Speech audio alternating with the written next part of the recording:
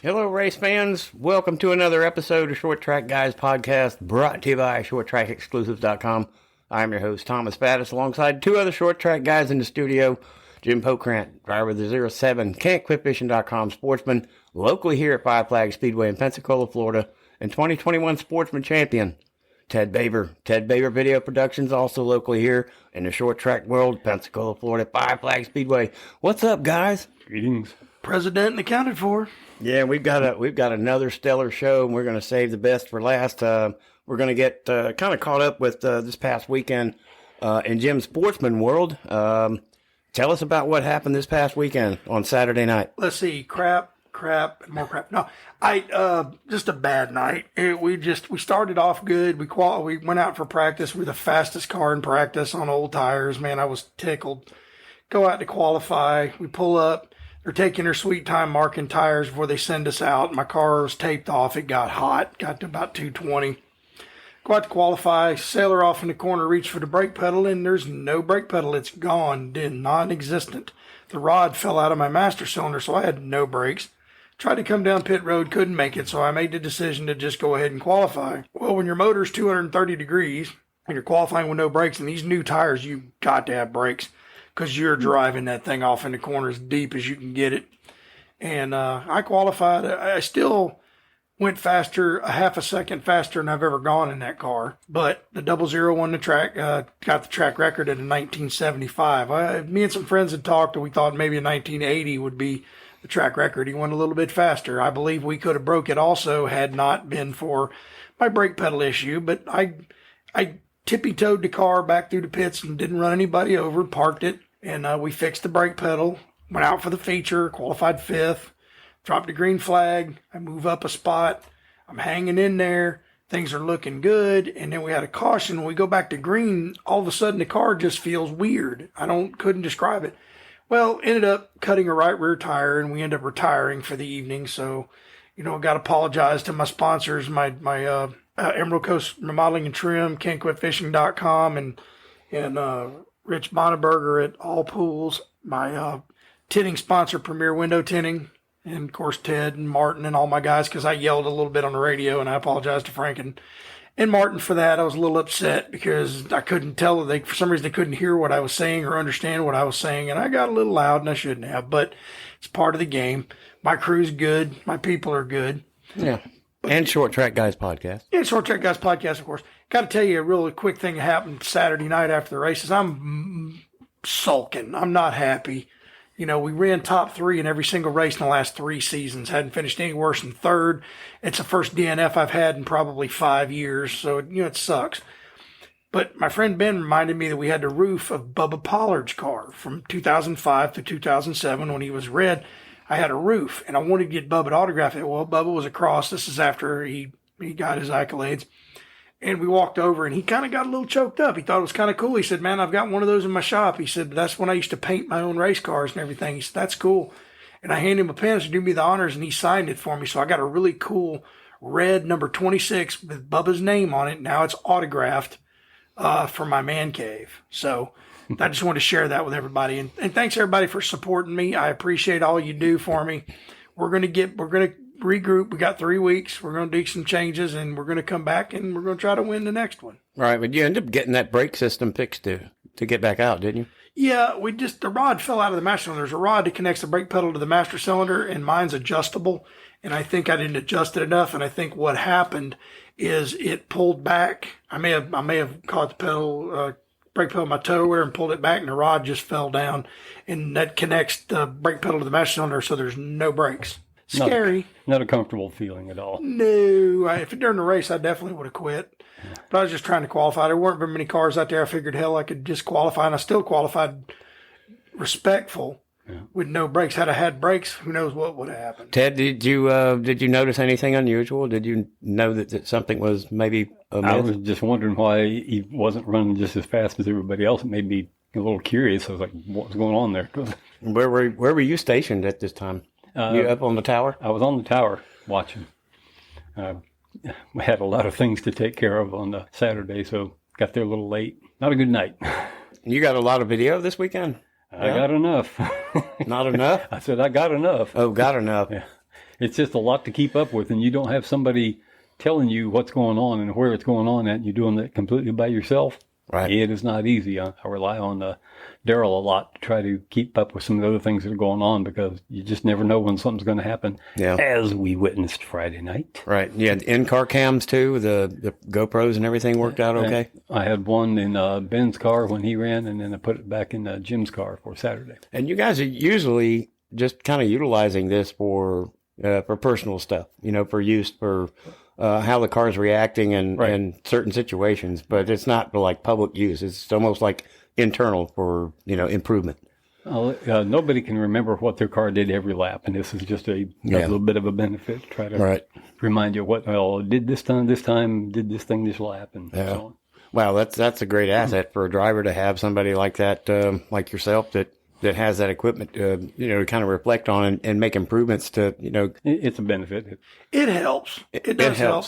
Yeah. Especially when I have Ted pointed out the windshield, but also where I can just barely see me, so I can watch my hands on the steering wheel and, count the laps and say, okay, this is where the car went stupid, and I can watch my hands. I knew I had a flat tire. I was trying to ride it out, and I almost lost it. And I'm like, you know what? I'm not staying out here anymore. I'm coming in. I'm quitting. We're not going to gain nothing.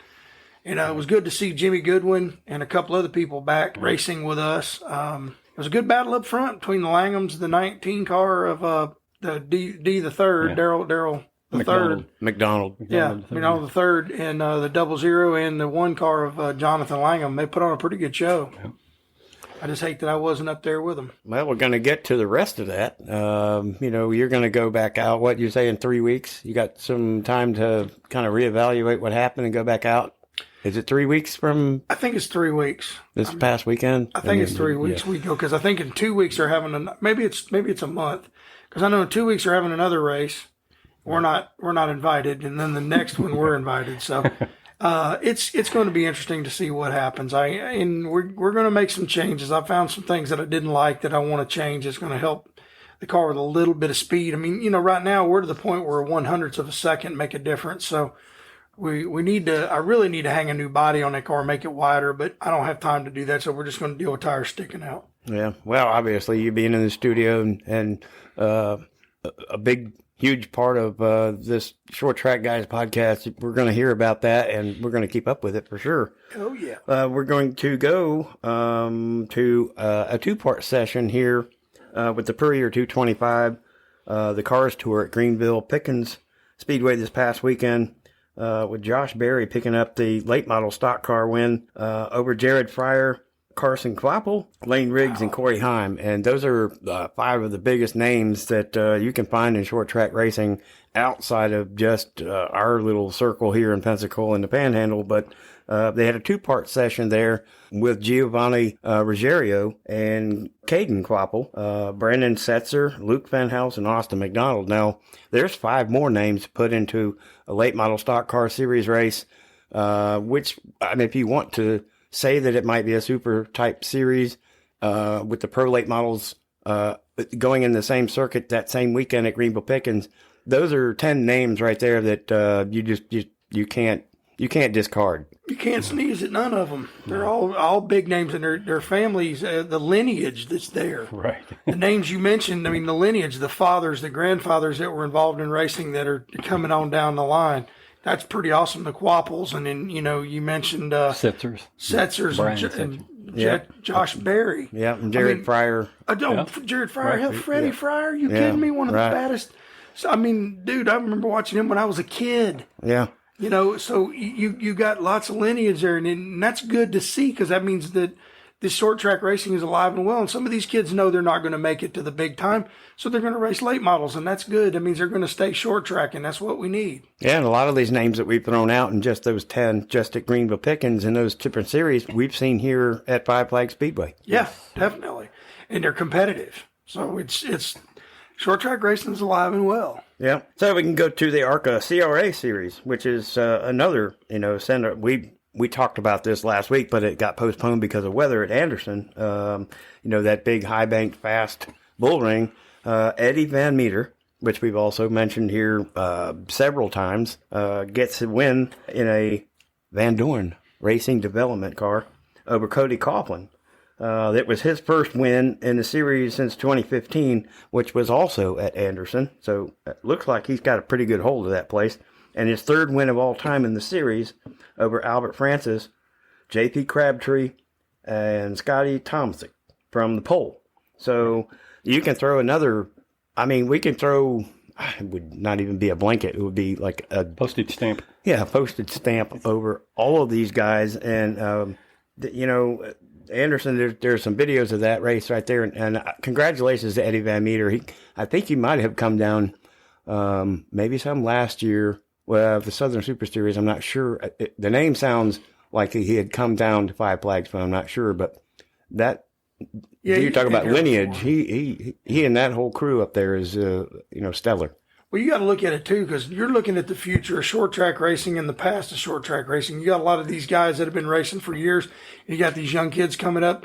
They may never make it to NASCAR, but at least they're going to be driving short track, and we're going to be able to see them race and put on shows for years to come. And that's what we want. Yeah, I don't know so much about J.P. Crabtree, and Scotty Tomczyk, but to have that host of drivers that are up there, they're probably drivers, most likely drivers that are fitting into that field. Like some of the guys like Michael Hind and, some of our wild cards that we threw in, which we're going to get to with the Twin 100s this past weekend. But we don't see a lot of it. But then when they finish in the top 5 and we get recognition of it, then we make notice of it. And then they become part of our Short Track Guy podcast family. Right. Yeah, exactly. And that's what we want. I mean, we want these people to race. Just shout out to these guys that are getting it done every weekend, even the late model teams that don't win. Hey, man, we appreciate you guys for being there because you guys fill out the field.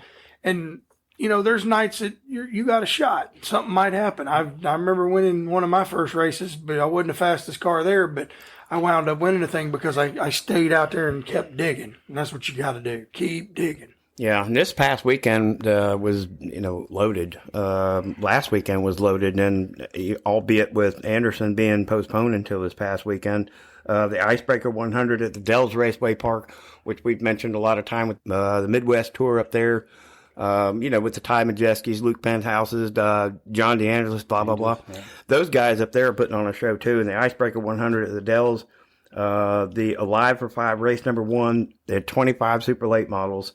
With Jordan DeBoy, Jeff Storm, which we have mentioned before, Dan Fredrickson, Austin Nason, and Derek Kraus finished top 5. Now, we have just mentioned 15 to 20 different names right there in 3 different races that, I don't know how much better, but it's going to get better in this episode. Right. Well, you mean Derek Kraus finished in the top 5 and didn't wreck anybody? Oh, boy. I mean, I hate to say that. It's terrible, but it's just true. He gets in the truck series and his spotter is on door bumper clear, and he talks about, if I could ever get him to settle down, quit trying to run over people and tear the dang truck up. He does the same thing in a late model. The joke amongst them is they're going to call the last chance qualifier at the Derby the Derek Kraus Memorial because he's in it every single year. Well, so, it's just a little jab towards Derek. Nothing personal, but, dude, chill. I wonder if the spotters ever told him to go up there and hit the pace car. Yeah. hit the pace car. Why? You hit every damn thing else out there. I wanted you to be perfect. Yeah, and then Gabe Summers was 6th. John DeAngelis, our buddy up there from Hubertus, Wisconsin, finished 9th. Jesse Love out there from California comes in there and runs. And I'm actually surprised that some of these names didn't come and try to run the Twins this past weekend. And then Casey Johnson ends up running the back of the field for probably some mechanical issues, or he had probably some problems. But Casey Johnson's usually one of those top 5 guys that we've talked about, ends up 21st. But, man, this past weekend, and we're just now getting into the good stuff, what more can you say about these guys? Well, I mean, the back half of that top 10 had a lot of winners in it. A lot of guys that run up front and are used to winning. That's crazy. It's just, you never know when it's your weekend to get out there and get out front. And there could be some wrecks, too. Because people mechanical issues, you just never know. People, like I said, when we strap that helmet, our brain falls into the floorboard, and we're like, drive waste car. Yeah. Go faster and left. Go faster and left. Got you, boss. Well, the good stuff has arrived. We had the Pepper Jacks Blizzard Series Twin 100s Friday, Saturday night.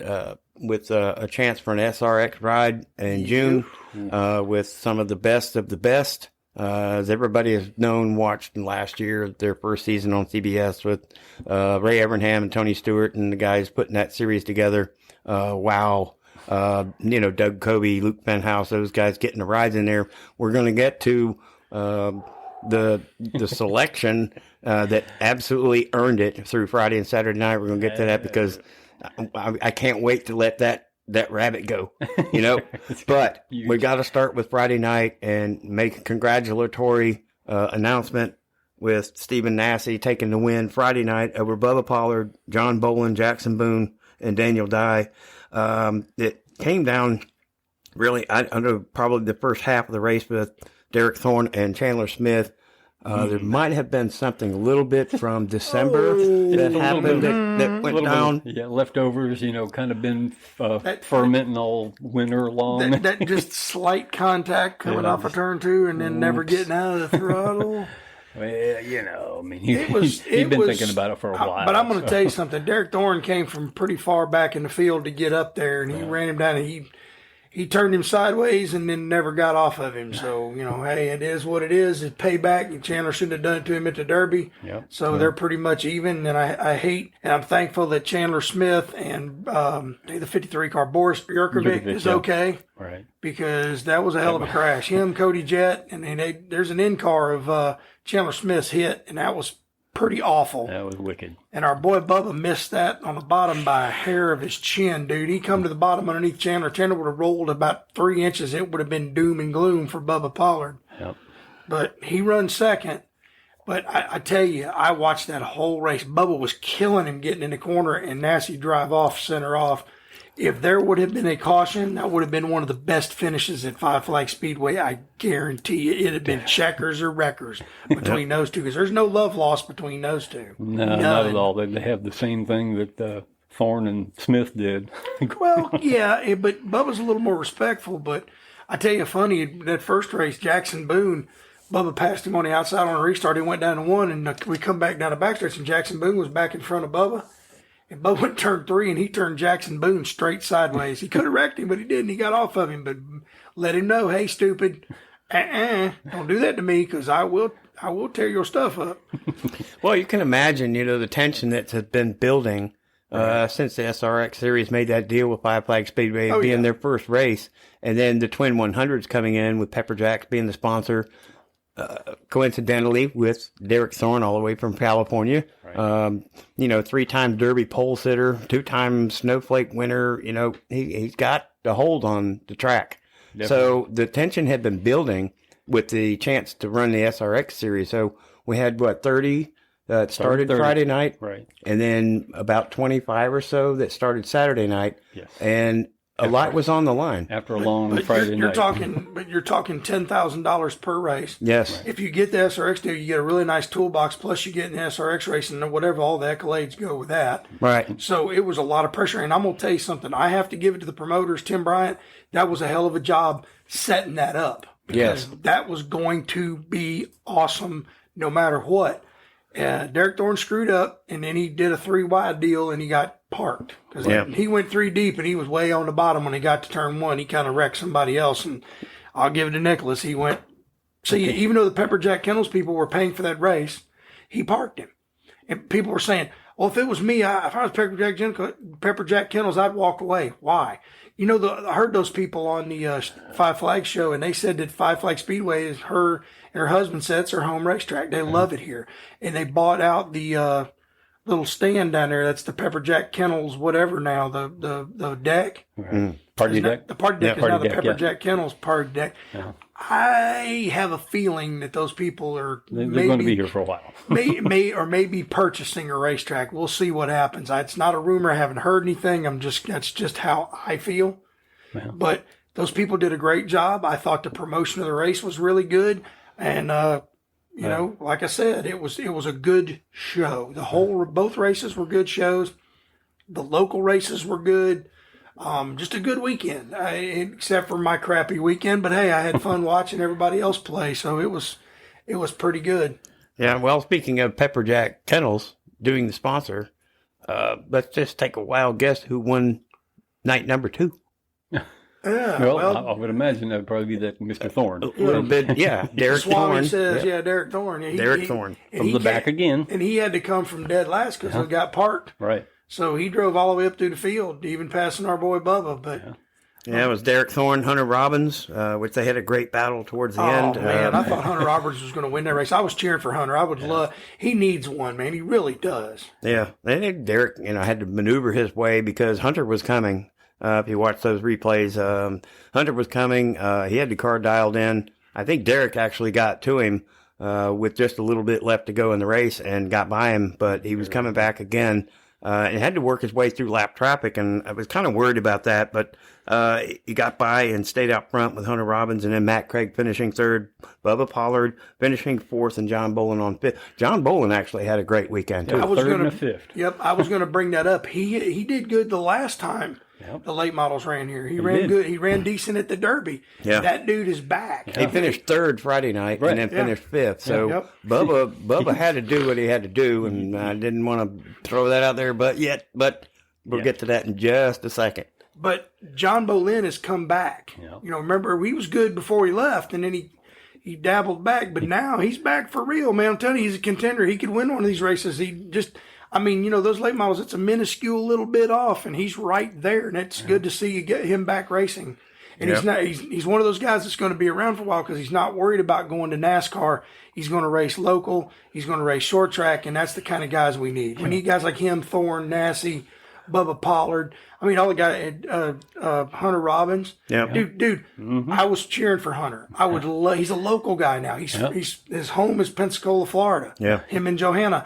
I would love to see him win a race. And, he got gouged out of the way the Friday night. And I think it was Nassy that roughed him up, and he roughed Nassy back up. I saw a little bit of smoke when he went by him, and I was like, oh, that's not good. I don't know if a tire went down, if he got the toe knocked out or in or something. The car just wasn't quite like it had been before. But who could have possibly had a worse weekend than Donnie Wilson Motorsports? Oh, dude, yeah. Swallowick tore his car up in Friday night's wrecks, and then the 26 car, because Donnie Wilson said that chassis is toast. Yeah. He gave the numbers like number 67, Hamke number, or whatever that new Hamke deal is number 67 or 75 or something like that. He said the car is toast. They're going to have to get another one. And then a couple of days later, he posted a brand new Hamke chassis being built on the jig. That's their new one. So yeah, that's nothing Toyota can't fix. Yeah, whatever. Nothing that money that he's getting can't fix. Good Lord. And if you ever hear one of his cars, there's two of them. They sound like a damn fighter jet. Just they scream by. You can always tell it's a Wilson car when it goes by. They got a funky exhaust on it. Sounds like a damn it's a fighter jet when it goes by. But good racing all around Friday night. Yeah. I was tickled to death both nights. It was a lot of fun to watch. Right. Well, with Stephen Nassy winning Friday night, and with the invert, there was an 8-car invert. He started 8th and finished 8th. So if you're going to take that average with John Bolin's 3rd and 5th, and you can take the 2nd and 4th finish from Friday, Saturday night with Bubba Pollard, I'm going to tell you right now, if you don't know already, the SRX ride goes to, congratulations to our man, Mr. Bubba Pollard. Go Bubba. Go Bubba. Or as somebody else would put it, Bubba Pollard. I love it. He's our boy, and that was really cool. I got to talk to him, like I said, about signing that roof and everything, and it was cool. He was grinning ear to ear. He was happy as he could be. He made it, and he's going to get to do that, and he still has a chance to maybe do it twice. He's 2nd in the voting in Nashville, so if everybody continues to vote for him. Yeah, Brittany Zamora is leading that vote. And, that's what we need. A chick who's won like one race in her career and never done anything else, are going to put her out there. SRX. She's going to run in the back. Why don't put somebody out there like Bubba Pollard that's going to have a shot at winning the thing? I'm sorry, Brittany. I don't mean to disrespect you, but you haven't done anything. I know some people that know you from the Midwest, and they'll tell, or the Northwest, and they will tell you she's not that good. She's good, but she's not that good. I'm gonna say it. This is my opinion. My name's Jim Pokrant. How y'all doing? This is my opinion on this podcast, and I'm allowed to do it because it's a free country, and I can say what I want. The opinions expressed on this show. Exactly. No holds barred. But I'm not being rude. It's just I think that Bubba the best driver should be. It's like the most popular driver in NASCAR was Bill Elliott forever, right? Because Bill Elliott's fans just voted, and got him in. Yep.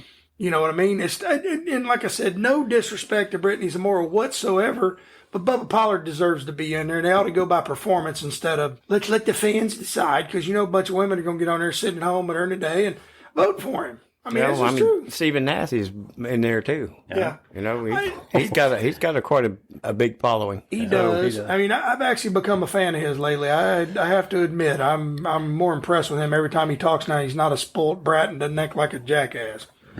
So that's all I'm saying. But Bubba got the Pensacola ride. He's one of the fastest guys ever to be in Pensacola in a late model, so it ought to be interesting. Well, it's going to be familiarity with the car versus familiarity with the track, and we're going to see who comes out on top. Well, ain't nobody in the field has raced at Five Flags Speedway. Yeah, exactly. So he's the only one that's got experience. All the guys in the SRX series that have driven the car a lot are going to be familiar with the car, but Bubba's going to be he's going to know where every stone where to go. Well, you can look at what Doug Kobe did at Stafford last year, and look what Luke Fenhouse, after winning Slinger Nationals, did with them at one of his notary tracks.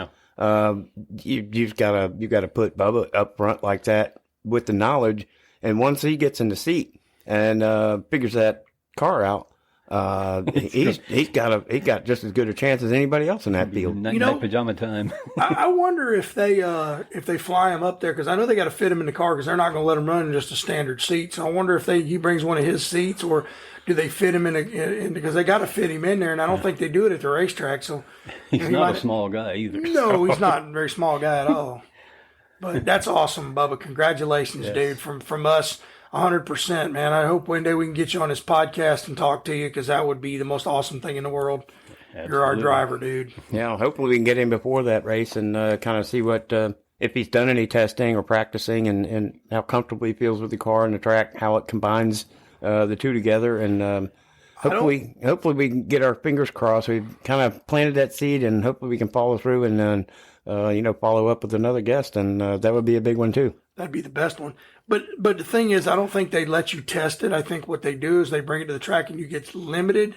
Because I remember somebody talking about it. They said you get a limited amount of practice, and then you talk to your crew chief, and then he makes adjustments, and you draw for your crew chief. What would be really cool for me is him to get Jeff Hammond. Oh, wow. Jeff Hammond is my hero crew chief, because he was Darrell Waltrip's crew chief through the majority of his wins and championships. So I love Jeff Hammond. Anyway, it was a good night for everybody. I think that all the racing was good. The promotion of the race was actually pretty good, and it ended up being a good night. 2 nights in a row. It was fun to watch. My boy Ben Cranford, give him a shout out. He qualified 6th, run 6th in the pure stock feature. We still got some work to do, but hey, he drove it on the trailer, and we're happy about that. The Outlaw stock update real quick, I'll give you that. We got one bare chassis headed to Brusso's shop, and we got the other car we're going to fix ourselves, and then we're going to put the motor back in it, paint it, and that's the one I'm going to drive. So hopefully we'll be together. Yeah. Well, we look forward to that. That's going to be, you being one of the staples here in our studio. We're gonna obviously going to follow up with that and keep up with your entire season like we did last year with your championship run last year, and see what you can do, and maybe venture off and make that Outlaw just as good. Yeah, I hope so. One quick thing to my crew and my friends that all help me out. Pardon my attitude sometimes. I just have a passion for the sport, and I get upset. You guys mean a lot to me. You're my friends, and I appreciate every one of you. And let's just have some fun this year. If we win a championship, great. If we don't, we go to try to win us a race. If not, we'll try to win a snowball derby. If we don't do that, well, we gave it our best shot. Yeah, I'm just going to give a shout to everybody out there listening. The upcoming events, the Southern Super Series will be at New Smyrna, July 9th. I know that's a little far out, but, the U.S. Legends Spring Series at Nashville will be coming up April 15th. The Spring Fling at Anderson will be April 16th. The Pro Late Models and Legends at Nashville, again, on 4/16, which is April 16th, and the Super Late 50 at Citrus County on 4/16. So there's a lot of events that are coming up every weekend, and we've gone over it, I guess, the last 4 or 5 times. It's getting repetitive now every week. The short track racing just doesn't have a real, time off. No. We're getting into really the beginning of the season still April and May coming up, but we're just we're not even close to getting going. And we had 3 weeks off, and it started right in New Smyrna, and here we are. We're red hot. Speaking of 3 weeks off, I had a fan come up to me and a couple of his buddies, and they told me they listen every week. They really enjoy our podcast. He said that he loved the fact that we didn't take a break. Right. And we kept going. He said, I listen every single week. So shout out to you, dude. Appreciate you listening. Share it with your friends, man. Keep us going. Build us up. We want to build up some more and get even better. We got some upcoming races at Five Flags. I'm not sure the dates, but the next one will be Pure Stock. I might end up driving the Pure Stock. We don't know yet. It all depends on what happens with Ben Cranford having to go out on the ocean with his boats and take people fishing, because that's what he does. If you're not, I might have my happy behind in his car. So that ought to be pretty neat. Interesting to say the least. Yeah, I mean, that thing drives just like my old Sportsman car. So, hey, why couldn't I run with Loper and them cheated up engine? Now. Sorry. Was that out loud? No, I didn't. Did I say out loud? Yeah, excuse me. Cheater. Anyway. No, I'm just kidding, man. I'm just giving you hell. Robert Loper put it on his Facebook page that he dares anybody to tear him down because he's legal, and I'm just like, cheater. But you heard that before too, so Oh yeah. Oh, believe me, I was accused of nitrous. Yeah, I was accused of nitrous and everything else. Oh, Modifieds of Mayhem. That's the next one. Outlaws and that's gonna be nice.